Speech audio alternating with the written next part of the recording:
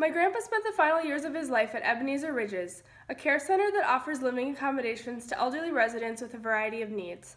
I visited him in his years there as he was cared for physically and socially through a variety of events such as bingo, game and movie nights, and church services. Since his passing, my grandma has continued to volunteer there, and recently my sister became employed there. My name is Christine Soley, and because of the personal impact of Ebenezer Ridges on my family, I decided to take a closer look into the organization's communication health, interviewing several employees of its Arbor Lane campus and researching similar facilities. Arbor Lane offers memory care, assisted living, and hospice to elderly residents and provides high-quality care through its excellent peer-to-peer and supervisor-to-peer communication and genuine care and relationships with the residents. However, Arbor Lane is in its transitional phase and struggles with low staffing and irresponsibility, as well as pay shortages, caretaker-to-patient communication difficulties, and inter-staff conflicts that can begin to be resolved through the implementation of additional training, follow-through, and manager motivation. The staff at Arbor Lane works as a team to care for the elderly. During my research, I spoke to a dietary aide named Casey who works in the kitchen, and my sister, Danae, who is a resident assistant that provides direct care through giving medication, providing toilet assistance, dressing help, and any other minor medical task a resident may need help with. During a shift, there is always a registered nurse present, 3 memory care staff, and 1 individual in assisted living and hospice. Because of the difficulty of the work, they need to work as a team and help each other with tasks, meeting between switching shifts to discuss resident needs. The culture there is busy and friendly, with the staff building relationships with one another, communicating well, and following the procedures put in place to do their jobs effectively. The staff is led by Julie, the housing manager, and Shelley, the director of health services.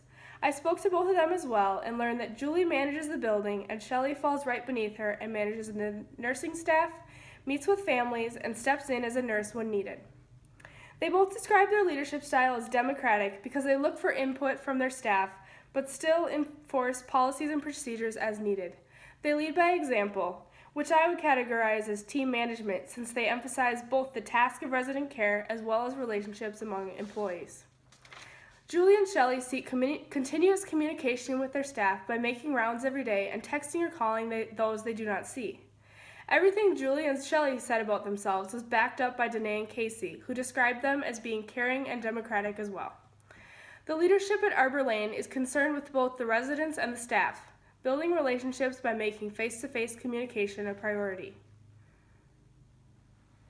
Ebenezer Ridges does a few things very well, including providing quality care and offering an effective training program. Each employee I spoke to listed the residents and making them smile as their favorite part of working there. They focus not only on the residents' physical needs, but their social needs as well, through informal conversation and entertainment, games, parties, crafts, and outings. When my grandpa lived there, he participated as one of the 3 wise men in the Christmas play. Medically, the residents are in well-qualified hands, but socially, the staff go above and beyond to help the residents feel happy in tough circumstances, and they genuinely care about each and every resident. Arbor Lane also offers an effective training program for its new employees, and they are able to hire individuals without experience or a nursing license and train resident assistants themselves because they are an assisted living home and don't require daily medical care. Newly hired employees go through 40 hours of online training on general nursing policies such as HIPAA, medication administration, housekeeping, and a variety of medical tasks. They also go through additional dementia and Alzheimer's training because of the unique memory care unit. Then they shadow an employee and are accompanied by an employee for several shifts before working independently. Continuing their training and adding in team building and social events would help encourage employees to constantly improve themselves and get better at what they do. Next, I'm going to talk about 2 struggles that Arbor Lane faces, beginning with low staffing, which was mentioned by each employee I interviewed. Low staffing brings with it a lot of other issues and threatens the quality of care. Julie and Shelley have been working to fix this issue by offering bonuses and pizza rewards to those who pick up shifts. This problem can be fixed by increasing efforts to inform the public of job opportunities through job postings and spreading the fact that experience and a nursing license are not required, which is not common knowledge. The other side of the low staffing issue is irresponsibility and many shift cancellation call-ins, which reflect a common stereotype about millennials being needy, disloyal, casual, and entitled. Charles Thompson and Jane Brody did research on millennials and propose a solution of bringing in a new style of management that focuses on building personalized relationships with employees to give them recognition and providing regular feedback.